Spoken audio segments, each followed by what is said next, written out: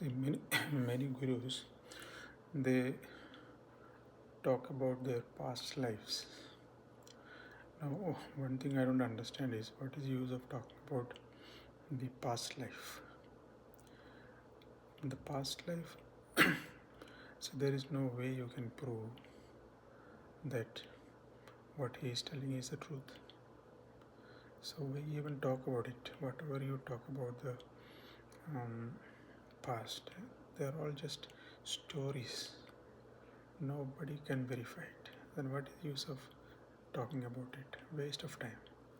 It benefits nobody.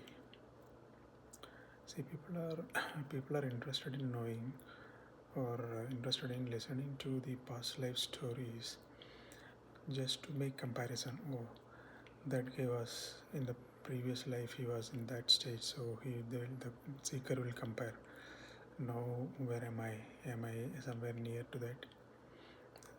I mean, uh, just to get a hope that if not in this life, at least in the next life, I'll reach the position that the guru is in right now.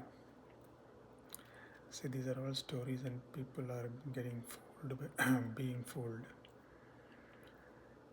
See, these are all these things assume, or these things occur from the imagination that this state called self-realization or enlightenment is something that can be achieved through certain practice for a certain number of years. I mean, the assumption is that it's very linear, like you practice this and you get that. See, that itself is a very wrong conception that has been injected into people by so-called teachers so that they will be enslaved to the guru. Always that feeling will be there. Okay, now I have done this step, now I have to go to the next higher level. So higher and higher levels, and gurus will go on giving higher and higher levels of initiations. So this is a big business. Actually speaking, this self-realization is a very simple, very ordinary experience.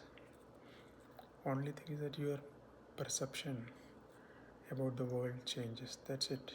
You remain as it is. It's not that you become a superhuman with superhuman capabilities, miraculous abilities. No, nothing of that sort. Nothing like that.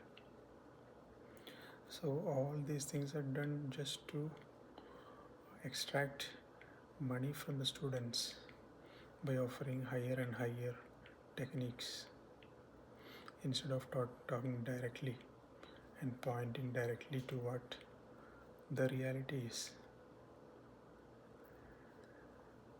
Now, with all these, there is such a lot of misinformation floating around, and people imagine all sorts of things. They think that seeing lights is a sign of progress. How can seeing light be a sign of progress? See, here the ultimate goal is freedom. That is after knowing your real nature.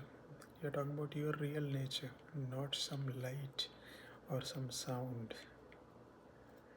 It is our own real nature, knowing which we become free. Free. So, so the whole process of sadhana or spiritual practices are just to come to this level of knowing oneself. And once you know yourself as undying, unborn being, then you no more have any requirement or desire for anything in this world, because this world itself is unreal for you. that is a state that you reach, but there is no linear progression to reach that level.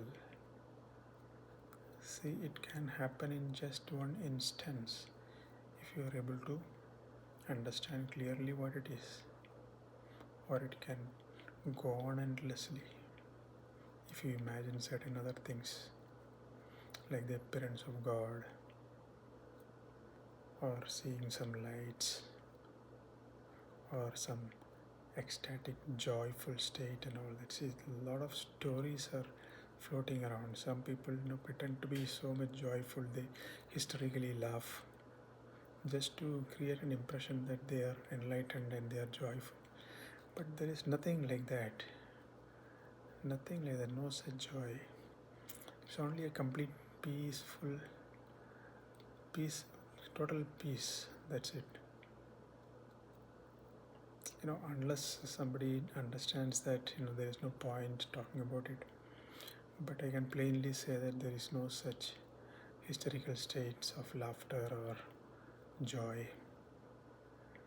You're all the time happy. Happiness in the sense you are gone beyond these sorrows. I mean, these sorrows and happiness will come, but you don't identify with any of those sensations.